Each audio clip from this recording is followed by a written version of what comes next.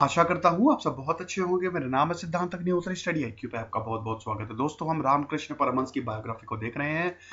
Part 1 already upload हो चुका है, ये उसका पार्ट 2 है। तो चलिए दोस्तों, आगे बढ़ते हैं। sid_e कनेक्ट मेरा फेसबुक पेज है, सिद्धांत अग्निहोत्री मेरी फेसबुक प्रोफाइल है। आप लेक्चर की पीडीएफ लीजिए, सवाल पूछिए, मैं बिल्कुल आंसर करता हूँ। इन नंबर्स पे कॉल करिए, वेबसाइट विजिट करिए स्टडी आईक्यू के टैबलेट और पेन ड्राइव कोर्स अवेल करने के लिए। चलिए दोस्तों, आगे बढ़ते हैं। अभी तक हमने क्या देखा कि भैया फरवरी 1836 में रामकृष्ण परमहंस का जन्म होता है कलकत्ता वेस्ट बंगाल के एक छोटे से गांव में, हुगली डिस्ट्रिक्ट के एक छोटे से गांव में। उसके बाद फिर वो कलकत्ता शिफ्ट हो जाते हैं। अब दोस्तों, शुरू से ही तो इनके पास तो गॉड गिफ्ट होता है। इनके माता पिता को भी भगवान शिव और भगवान विष्णु दोनों का ही विजन आ गया होता है। सपने में उन्होंने दर्शन दिए होते हैं कि मैं लड़के के रूप में तुम्हारे यहाँ जन्म लूंगा। तो बहुत लोग तो रामकृष्ण परमहंस को भगवान का अवतार भी मानते थे और इनकी पत्नी को भी देवी का अवतार मानते थे, बहुत सारे फॉलोअर्स। ठीक है ना। कहानी आगे बढ़ती है। इनके पिताजी का देहांत हो जाता है। प्रॉब्लम, घर पे दिक्कत, क्योंकि घर इनका वैसे ही बहुत ज्यादा समृद्ध नहीं होता है। और इनकी एक और क्वालिटी होती है, समाधि में जाना। जी हाँ, सारे होशो हवास खो देना और फिर उस परम ब्रह्म से मिल जाना, जीते जी, मरते वक्त नहीं, जीते जी। तो ये भी एक स्पेशल क्वालिटी होती है। तो रामकृष्ण परमहंस की जिंदगी ऐसे चलती है। उसके बाद बहुत सारे रिलीजियस प्रैक्टिस करते हैं ये। हर रिलीजन को ये प्रैक्टिस करते हैं और हर रिलीजन के भगवान ने इनको दर्शन दिए होते हैं। दोस्तों, दक्षिणेश्वर काली टेम्पल के ये पुजारी बनते हैं, ये कर्ता धर्ता बनते हैं। जो भी पूजा होती है ये करते हैं और उसके बाद माँ काली भी इनको दर्शन देती है और ये माँ काली के परम भक्त हो जाते हैं। शक्तिज्म इनकी जिंदगी में सबसे ज्यादा शक्तिज्म ने प्रभाव डाला, आपको पता ही ना। समर्थिज्म, शक्तिज्म, वैष्णविज्म, शैविज्म, 4 सेक्ट है ये हिंदुइज्म के। इतनी बार मैं बोल चुका हूं तो आपको याद ही हो गया होगा। ठीक है। तो दोस्तों, क्या है कि उसके बाद इनको बहुत सारे गुरु मिलते हैं। तोतापुरी भी एक गुरु मिलते हैं जिनसे ये Advaita Vedanta, non duality, one energy, one God, परम ब्रह्म में विलीन होना। द्वैत वेदांत मतलब डुअलिटी, मैटर और स्पिरिट, मैटर और सोल ये अलग है। अद्वैत सब एक है, समझ गए ना। लेकिन दोनों का ही एम जो है मोक्ष को प्राप्त हो जाना है। वैसे ह्यूमन की जो डेस्टिनी होती है, उसकी जो किस्मत होती है, उसमें यही लिखा होता है कि एक ना एक दिन मोक्ष को प्राप्त होगी आपकी जो आत्मा है। एक ना एक दिन ये जो साइकिल है लाइफ एंड डेथ की, इससे हट के, इससे छूट के आपकी आत्मा जो है वो उस ब्रह्म में मिल जाएगी।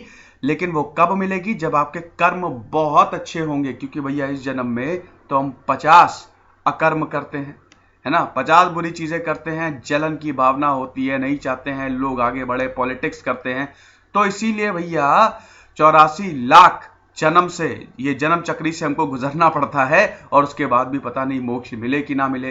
लेकिन जिस भी जन्म में आपके कर्म अच्छे होंगे, मोक्ष की प्राप्ति हो जाएगी। प्रॉब्लम यह है कि आप अच्छे कर्मों को तभी कर सकते हैं जब आपको इंसान का जन्म मिले। आप जानवर को कोई कॉन्शियसनेस थोड़ी ना होती है, उसके पास दिमाग कहां होता है, उसके पास सेंसेस तो होती नहीं है।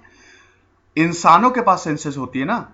तो भैया यही चीज हमको जानवरों से अलग करती है। तो जब आपको इंसान का जन्म मिलेगा तभी ये सब आप रियलाइज कर पाएंगे और तब आप कर्म अपने अच्छे कर पाएंगे। तो इसीलिए बोलते हैं भैया बड़ी मुश्किल से इंसान का जन्म मिलता है। जितने अच्छे हो सकते हैं कर्म कर लो और इस चक्री से छूट जाओ। ठीक है। तो ये चीज है। उसके बाद दोस्तों, अब अगर हम इन्फ्लुएंसेस की बात करें तो रामकृष्ण परमहंस बहुत सारे फेमस लोगों से मिले थे उस समय। देखिए, ये सोशल रिफॉर्मर इनको बोला जाता है। बंगाली रेनेसा या इंडियन रेनेसा का ये जो पीरियड चल रहा था 18th और 19th सेंचुरी, इनफैक्ट अभी तक चल रहा है क्योंकि हमारी सोसाइटी पूरी तरीके से तो रिफॉर्म हुई नहीं है। तो उनका इनको बहुत ही एक प्रोमिनेंट फिगर बोला जाता था। हालांकि इन्होंने कोई ऐसे सोशल रिफॉर्म नहीं किए जिस तरीके से हमने देखा था। भैया पहले रिफॉर्मर कौन थे? राजा राम मोहन रॉय, ब्रह्मो समाज। उसके बाद कौन आए? देवेंद्र नाथ टैगोर। उसके बाद कौन आए? केशव चंद्र सेन। अब इन तीनों की बायोग्राफी मैंने सिलसिलेवार से कवर की है। रामकृष्ण परमहंस भी एक सोशल रिफॉर्म के तौर पे जाने जाते हैं। लेकिन जिस तरीके से हमने देखा कि राजा राम मोहन रॉय ने काम किया, सती प्रथा को उन्होंने हटाने की पूरी पुरजोर कोशिश की। उसके बाद देवेंद्र नाथ टैगोर, फिर केशव चंद्र सेन ने भी यही किया, है ना, कि भैया मॉडर्न एजुकेशन देंगे, लेकिन उसमें हिंदू रीति रिवाज शामिल होंगे, हिंदू ट्रेडिशंस को भुलाया नहीं जाएगा और सोशल एविल्स को हटा दो। वो रामकृष्ण परमहंस ने नहीं किया। तो अब किस तरीके से ये सोशल रिफॉर्मर है? इन्होंने भारत को यह बताया कि सबसे जरूरी क्या है, आपकी चेतना जाग जाए। अब उसको कैसे जगाएंगे आप? आध्यात्म से। आध्यात्मिक तौर पे इंसान को जागृत कैसे होना है, ये रामकृष्ण परमहंस ने बताया। तो ये बहुत बड़ी चीज हो गई, क्योंकि इसमें दो चीजें हैं। एक, भैया आध्यात्म मतलब हिंदुइज्म है कि नहीं, तो यहां पे लोग हिंदुइज्म के करीब आएंगे। दूसरी चीज, जब इंसान इस तरीके से उसकी चेतना जगेगी और वो स्टडी करेगा, पढ़ेगा इन सारी चीजों को, तब क्या होगा कि वो इंटेलेक्चुअल बनता जाएगा, उसको समझ आती जाएगी ना कि क्या एक्चुअली हो रहा है। ये पुराने जमाने में, इनफैक्ट अभी भी ये बहुत बड़ी प्रॉब्लम है, जितना भी इंसान क्लेम कर ले। देखिए दोस्तों, ये ह्यूमन नेचर होता है, चाहे वो कोई भी हो। दो चीजें इंसान सोचता है कि इससे ज्यादा, मतलब वो दो चीजें उसके पास सबसे ज्यादा होती है। सबसे पहला, वो अपने आप को समझता है मैं सबसे ज्यादा सुंदर हूं। ये होता है दोस्तों, ये ह्यूमन नेचर है, मैक्सिमम 90% ऐसे ही। दूसरा, मैं सबसे बड़ा ज्ञानी हूं, है कि नहीं? तो समझने से कुछ नहीं होता है, आपको ज्ञान अर्जित करना होता है। ठीक है, अब भैया जितना ज्यादा आप ज्ञान अर्जित करते जाते हैं, उतना ज्यादा आप शांत, साइलेंट मोड पे होते जाते हैं, है ना? तो ये चीज होती है। तो यहाँ पे रामकृष्ण परमहंस ने रास्ता दिखाया कि किस तरीके से आध्यात्मिक तौर पे आप जागृत हो सकते हैं। तो यहाँ पे केशव चंद्र सेन हो गए। उन्होंने पहले, भैया ब्रह्मो समाज से केशव चंद्र सेन जुड़े थे। राजा राम मोहन रॉय ने ब्रह्मो समाज को फाउंड किया था, उन्होंने ब्रह्मो समाज को फाउंड किया था। उसके बाद देवेंद्र नाथ टैगोर ने उसको आगे बढ़ाया।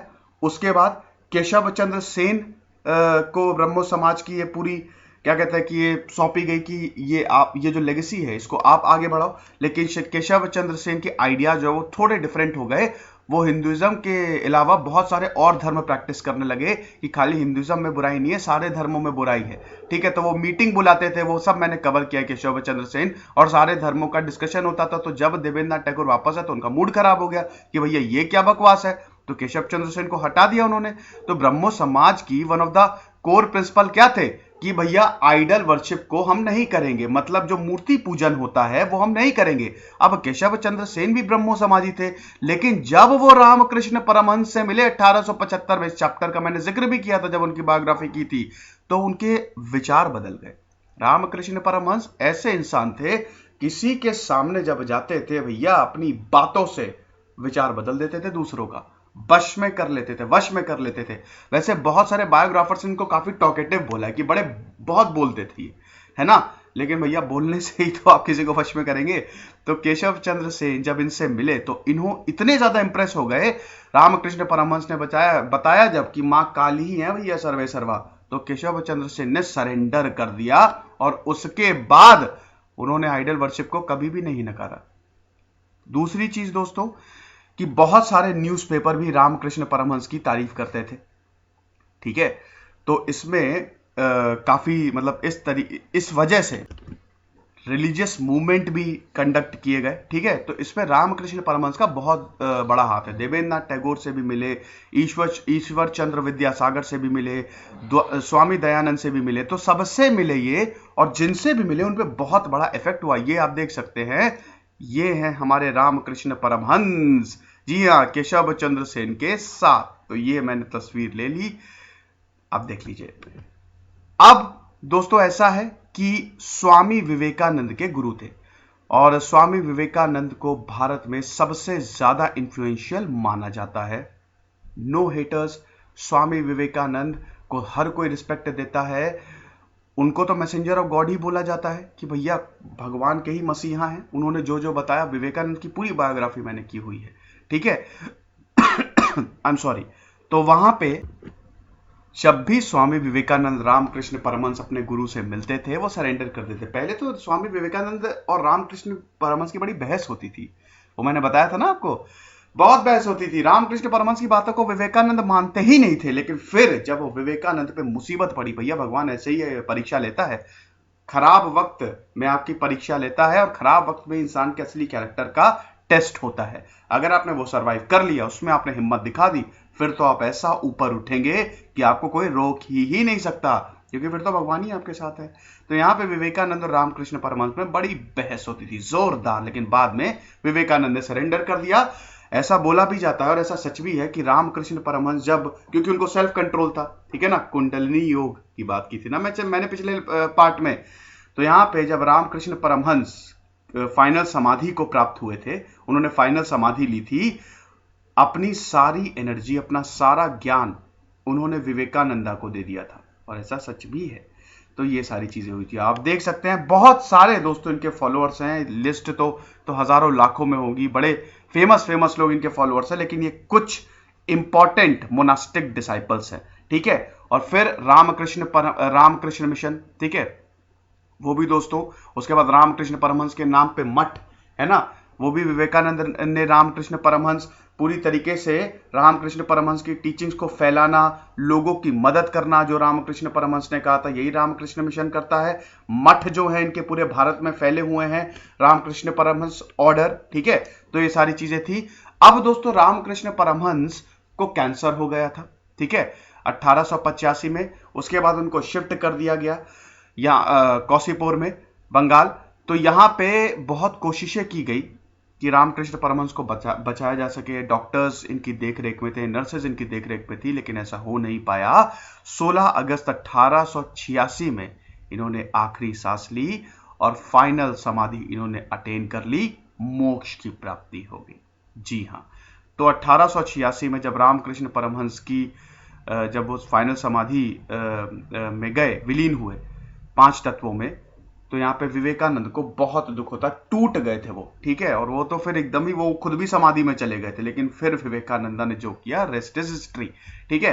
अब अगर हम इनकी टीचिंग्स की बात करें तो वैसे तो दोस्तों इनकी टीचिंग्स 2 में डिवाइड है, एक अविद्या, दूसरा विद्या। अब अविद्या का मतलब क्या होता है? अविद्या का मतलब यह होता है कि जब इंसान, भले ही वो बहुत पढ़ लिख गया हो, लेकिन उसकी चेतना नहीं जगी है, डार्क फोर्सेस ने उस पर कब्जा कर लिया है। सेंसुअल डिजायर्स है, लस्ट है, ग्रीड है, सेक्सुअल डिजायर्स है, सेल्फिश, ग्रीड, उसके जो एक्शंस हैं वो बिल्कुल भी सही नहीं है, बहुत पैशनेट है। पैशनेट होना अच्छी बात है, लेकिन इन डार्क फोर्सेस की वजह से जो पैशन जनरेट होता है उस तरीके का, इसका मतलब यह है कि वो इंसान की जो चेतना है, जो उसकी कॉन्शियसनेस है, वो अभी बहुत लोअर प्लेन में है। दोस्तों आपको पता है सोल का भी कंसेप्ट होता है, हमारे यहाँ ये भी होता है ना कि ओल्डेस्ट सोल भी बोला जाता है, मतलब न्यू सोल, ओल्डेस्ट सोल। इसका मतलब क्या होता है कि जब ब्रह्म से नई एनर्जीज आती जाती हैं, आत्माएं आती हैं, शरीर में प्रवेश करती हैं, उसके बाद चेतना जगती है। तो दोस्तों ऐसा बोला जाता है कि जब जब शरीर नया होता है तो ये न्यू सोल होती है, इसको एक्सपीरियंस नहीं होता। लेकिन जैसे जैसे जन्म होता रहता है, लाइफ एंड डेथ, ये जिस तरीके से साइकिल जो है वो चलती रहती है, सोल पुरानी होती जाती है। इसलिए जो ओल्ड सोल्स होती है उनको काफी एक्सपीरियंस होता है, ठीक है। ऐसा बोला जाता है, भैया हर धर्म में है ये। अरे वो जैनिज्म, जब मैंने जैनिज्म के बारे में बताया था, महावीरा के बारे में बताया था, तो उसमें तो इसका बहुत अच्छे से विवरण दिया गया है कि किस तरीके से अच्छे कर्मों से डिफरेंट पार्टिकल जो है वो आत्मा से चिपकते जाते हैं और उसको नई चमक देते हैं, है कि नहीं। तो यहाँ पे सोल्स जो है वो भी पुरानी होती हैं, तो एक्सपीरियंस होती हैं, ठीक है, सोल्स को भी एक्सपीरियंस होता है। तो दोस्तों ऐसा है कि जब इंसान लोअर प्लेन्स ऑफ कॉन्शियसनेस पे रहेगा, उसकी चेतना जो है बिल्कुल नहीं जगेगी, उसको कहेंगे अविद्या। विद्या, जब इंसान अपनी चेतना जगा लेगा, हायर फोर्सेस, सेल्फलेस एक्शन, हम जो कर रहे हैं कुछ एक्सपेक्ट नहीं है। आमतौर पे देखिए, मैंने एक चीज आजकल मैं अजीब देख रहा हूं कि बहुत सारे लोगों को देखा है कि वो बड़े अपने आप को संत महात्मा बोलते हैं और बहुत कहते हैं कि अरे मैं तो इतना डोनेट करता हूं, ये वो। कुछ भी डोनेट करेंगे, जरा सा भी उन्होंने अच्छा किया, तुरंत सोशल मीडिया पे डाल देंगे, चाहे वो कोई भी हो। सीधी बात है यार, अगर तुम कर, इसीलिए तो इसी को अविद्या कहते हैं, ठीक है। सीधी बात है कि अगर तुम कुछ कर रहे हो, तुम सोशल उसको दिखा क्यों रहे हो? मत दिखाओ यार, कुछ भी एक्सपेक्ट मत करो। इसका मतलब वो कैमरे के लिए है। असली में अगर कैमरा हटा दो, कोई इंसान उनके पास आ जाए, लात मार के चले जाएंगे। दोस्तों ये गारंटी है। दिखाना नहीं चाहिए दोस्तों, याद रखिएगा, जो दिखावा करता है ना उसको तो समझ लीजिए वो सबसे ज्यादा नौटंकीबाज है। तो यहां पे दिखावे की दुनिया ना हो, अविद्या ना हो, विद्या हो, सेल्फलेस एक्शन हो, स्पिरिचुअल वैल्यूज, आपके रिलीजियस वैल्यूज को सबसे ऊपर रखा जाए, इनलाइटनमेंट हो, क्वालिटीज हो, काइंडनेस हो, प्योरिटी हो, लव हो। क्या बात है दोस्तों, अगर ऐसा हो गया तो ये धरती स्वर्ग नहीं बन जाएगी। बहुत सारे लोग बोलते हैं ये यूटोपियन मॉडल है, ऐसा हो ही नहीं सकता। हो सकता है दोस्तों अगर गुरु सही मिले। याद रखिएगा, बहुत बड़ी मैंने बात बोल दी, मैं तो बड़ा अच्छा गुरु हूं। चलिए जोक्स अपार्ट। तो दोस्तों ऐसा है, तो ये इनकी दो टीचिंग जो है वो इस तरीके से विद्या और अविद्या। अब रामकृष्ण परमहंस ने एक ऐसे तबके को अट्रैक्ट किया। कोलकाता में दोस्तों समय बहुत सारे इंटेलेक्चुअल्स थे और वो तो बिल्कुल ही नकारते थे, अभी भी नकारते हैं कि ये सब क्या है। कम्युनिस्ट जो है वो कोई धर्म को नहीं मानते हैं, बिल्कुल नास्तिक होते हैं, तो ये सब क्या है, बकवास है। रामकृष्ण परमहंस की टीचिंग ने ऐसे तबके को अट्रैक्ट किया जो बिल्कुल भी नहीं मानता था। जो बड़े बड़े लोग थे, जो पढ़े लिखे लोग थे, वो रामकृष्ण परमहंस को मानने लगे और ये इनकी सबसे बड़ी जो है वो अचीवमेंट थी। और स्किल्ड विथ वर्ड्स थे, इतना बढ़िया बोलते थे, इतना प्यार से बोलते थे, एक्स्ट्रा ऑर्डिनरी ओरेटरी स्किल्स और extra ordinary style of preaching. जिस तरीके से पढ़ाते थे ना, लोग मंत्र मुग्ध हो जाते थे, सरेंडर कर देते कि भैया यही है, बस ऐसा गुरु होना चाहिए, है ना। उसके बाद दोस्तों रामकृष्ण परमहंस ने बोला, देखिए ये हर गुरु बोलता है, हर धार्मिक गुरु यही बोलेगा कि भगवान को रियलाइज कर लो, काम हो गया आपका। रामकृष्ण परमहंस ने दो चीजें बताई। सबसे पहली चीज, अगर भगवान को पाना है तो दो चीजें जो हैं, औरत के लिए भी और मर्दों के लिए भी, ये रुकावट है। सबसे पहले कामिनी कंचन, मतलब कामिनी मतलब औरत, कंचन मतलब गोल्ड। अब भैया ऐसा औरत और गोल्ड यानी कि औरत और गहना या मेटीरियलिस्टिक वेल्थ, औरत और मेटीरियलिस्टिक वेल्थ जो है ये बहुत बड़ा रुकावट है। जब तक आप इन सब चीजों से घिरे हुए हैं, देखिए भगवान 10 किलोमीटर दूरी पे है मान लीजिए, और उस 10 किलोमीटर और आपके बीच का जो फासला है, भगवान और आपके बीच का जो फासला है, इसमें 50,000 चीजें, हजारों चीजें रखी हुई है, तो आपको भगवान दिखेगा ही नहीं। ऐसे ही आज की सिचुएशन हो गई है कि हमारे मन में इतना सब कुछ है कि हमको भगवान दिखता ही नहीं है। तो कामिनी कंचन, भैया औरत और मटेरियलिस्टिक वेल्थ से थोड़ा सा दूर हो जाओ। देखिए दोस्तों, ये देखिए ऐसा क्यों बोला गया है, जरूरी नहीं है, आप इन सब चीजों को एंजॉय भी कर सकते हैं, no doubt you can enjoy these things, there is no restrictions. But problem ये है कि ये सब चीजें आपको डिस्ट्रैक्ट नहीं करनी चाहिए। अगर आपके पास इतना सेल्फ कंट्रोल है कि आपके पास सारी लग्जरीज है, उसके बावजूद आप इन चीजों से डगमगा नहीं रहे, तो आप बिल्कुल करिए, कोई बात नहीं, आप जितना हो सके एंजॉय करिए, लेकिन सेल्फ कंट्रोल होना चाहिए। ये सब इसीलिए बोली जाती है क्योंकि सब चीजें डिस्ट्रैक्ट करती हैं, ठीक है ना। दूसरी चीज, पुरुष कंचन, औरतों के लिए क्या है, मैन और गोल्ड। बेड़ा गर्क कर दिया यहां पे तो रामकृष्ण परमहंस ने कि भैया अब बहुत लोग सोचेंगे कि यार मुझे तो भगवान चाहिए ही नहीं, मुझे तो यही चीजें चाहिए, है कि नहीं, चाहे वो औरत हो चाहे वो आदमी हो। दूसरी चीज, जो लस्ट इनसाइड माइंड है, जो सेक्सुअल डिजायर्स हैं, ये बहुत सबसे बड़ी प्रॉब्लम होती है, ठीक है। इसको कंट्रोल करो, सेल्फ कंट्रोल करो। जब सेल्फ कंट्रोल आ गया, सब कुछ खत्म, आप फिर एक अलग ही लेवल पे चले जाएंगे, विद्या आपको प्राप्त हो जाएगी। उसके बाद दोस्तों निर्विकल्प समाधि की भी बात की थी इन्होंने। अब निर्विकल्प समाधि क्या होता है दोस्तों, ये एकदम लास्ट लेवल होता है कि यहां पे आपको पूरी की पूरी इसमें डूब गए थे दोस्तों, आपको पता है निर्विकल्प समाधि में डूब गए थे। उसके बाद फिर माता काली ने इनको दर्शन दिए थे, क्योंकि लास्ट लेवल होता है, इसके बाद मतलब आप बिल्कुल कट गए दुनिया से और आपको वो एक्सट्रीम नॉलेज जो होती है ना, वो पॉइंट आपको मिल गया। तो यहां पे माता काली ने बोला था कि देखो तुम इस समाधि से बाहर आओ, इनको विजन दिया था, क्योंकि तुमको लोगों को बताना है, लोगों को तुमको पढ़ाना है, तो इस समाधि से बिल्कुल निकलो, ऐसे दुनिया से नहीं कटो। तो फिर यहां से ये बाहर आए। उसके बाद रामकृष्ण परमहंस ने एक और बहुत बड़ी बात बोली थी, जत्र जीव तत्र शिव। क्या बात है, wherever there is a living being there is lord Shiva. जहां पे भी कोई भी जीव है, किसी में भी जान है, उसी में भगवान है। क्या बात है। उसके बाद जीव दया नोय शिव ज्ञान जीव सेवा, not kindness to living beings but serving the living beings is Shiva himself. कुछ नहीं, सिर्फ काइंडनेस नहीं करो, दया नहीं दिखाओ, उनको सर्व करो, उनके लिए क्या कर सकते हो। हमारे पॉलिटिशियन जो है ना दोस्तों, उनको इसी जीवन में मोक्ष प्राप्त हो सकती है। जितने भी पॉलिटिशियंस हैं, जितने भी ब्यूरोक्रेट्स हैं, अगर आप ये करना शुरू कर दे। लेकिन अभी मैंने क्या बताया, कामिनी कंचन, समझ गए ना, समझदार को इशारे ही काफी है, सब इसी से घिरे हुए हैं, तो इसीलिए उनको कभी छोड़िए। खैर, तो उसके बाद ये चीज है, ठीक है। उसके बाद इन्होंने बोला सोसाइटी को भी एक अलग नया आयाम दिया। उन्होंने बोला कि ये सब चक्री है, ठीक है। चक्री मतलब क्या है, आप देख सकते हैं ना, रैट रेस है ये, this is a rat race.